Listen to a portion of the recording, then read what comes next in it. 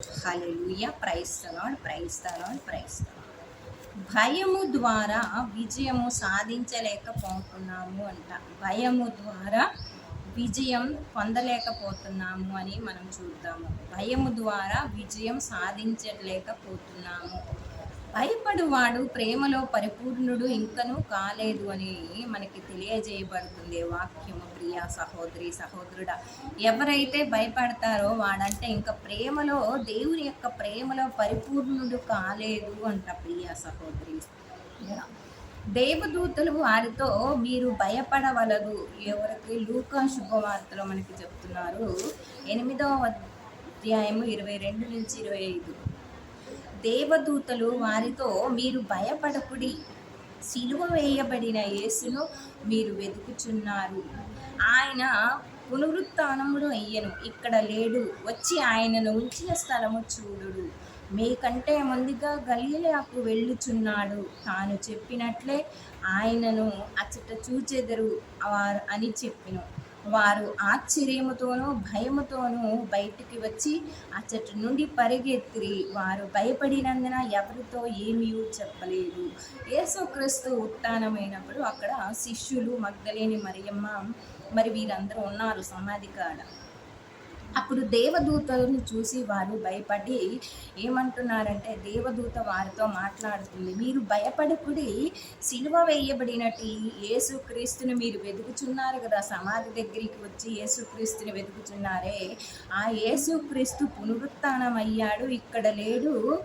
వచ్చి ఆయనను ఉంచిన స్థలంను చూడండి, మీరే, ఇక్కడ లేడు అని చెప్పినప్పుడు, మీకంటే ముందుగా గలిలయకు వెళ్ళుచున్నాడు అని చెప్పినప్పుడు వారు భయపడ్డారు, ఆశ్చర్యపడ్డారు. భయముతోనూ ఆశ్చర్యముతోనూ వారికి ఏం చేయాలనో తెలియక భయముతో వారు విజయం సాధించేవారే. యేసుక్రీస్తు పునరుత్థానం అయ్యాడని చెప్పేవాళ్ళే కానీ ఎందుకు చెప్పలేదు అంటే, భయము చేత యేసుక్రీస్తు పునరుత్థానం అయ్యాడు అనే మాట ఎవరికి ఏమీ చెప్పలేదు. ప్రియ సహోదరి సహోదరుడా, ఎందుకంటే ఆ శిష్యులు, మగ్దలేని మరియమ్మ అందరూ కూడా భయపడినందున ఎవరితో ఏమీ చెప్పలేదు అంట. ఎందుకంటే యేసుక్రీస్తుని మేము చూసాము అని చెప్పినట్లయితే, ఒకవేళ ఆనాడు యూదులు భయం చేత ఉన్నారు కాబట్టి యేసుక్రీస్తుని సిలువ వేసి చంపారు.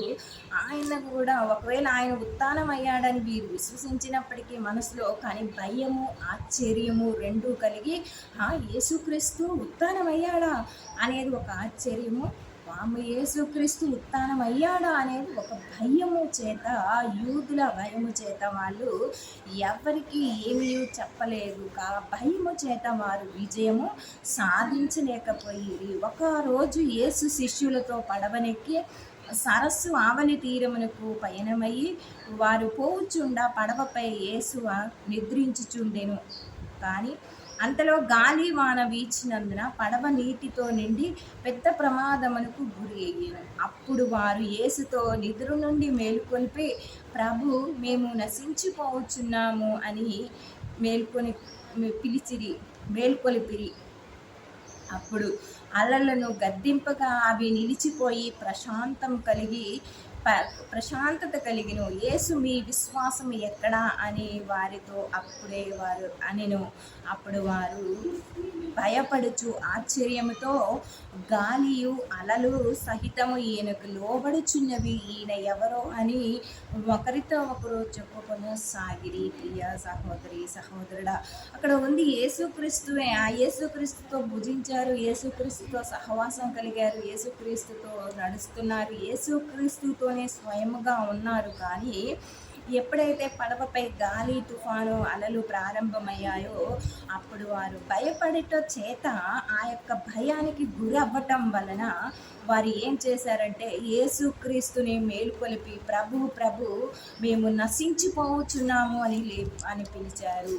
వారు అదే విశ్వసించినట్లయితే వారు ఆయనకి వారే గాలి సముద్రమును అణిచివేసేవారు ప్రియా సహోదరి సహోదరుడా. కానీ ఇక్కడ శిష్యులు భయపడుట చేత ఆ యొక్క గాలిని తుఫానును ఆపలేకపోయారు, భయపడుట చేత విజయము సాధించలేకపోయారు ప్రియా సహోదరి సహోదరుడా. అందుకే మనము కూడా ఒక్కొక్కసారి భయము ద్వారా మన జీవితంలో కూడా యేసుక్రీస్తు ఎన్నో అద్భుతాలు ఆశ్చర్య కార్యాలు మన జీవితంలో కూడా జరిగించినప్పటికీ మనము కూడా భయము చేత మనము ఎవరికి ఏమి చెప్పలేము ప్రియా సహోదరి సహోదరుడా. ఎవరు ఏమి అంటారో, దేవుడిని ఏమంటారో, మనని ఏమంటారో అని కూడా దేవుడు ఎన్నో అద్భుతాలు ఎన్నో కార్యాలు మన జీవితంలో ఎన్నో మేలులు చేసినప్పటికీ మనము కూడా కొన్నిసార్లు భయము చేత ఆ యొక్క విజయాన్ని సాధించలేకపోతున్నాము, భయము చేత ఎవరికి ఏమీ చెప్పలేకపోతున్నాము ప్రియా సహోదరి సహోదరుడా. అందుకే మనము విజయము సాధించట్లేదు ప్రియా సహోదరి సహోదరుడా.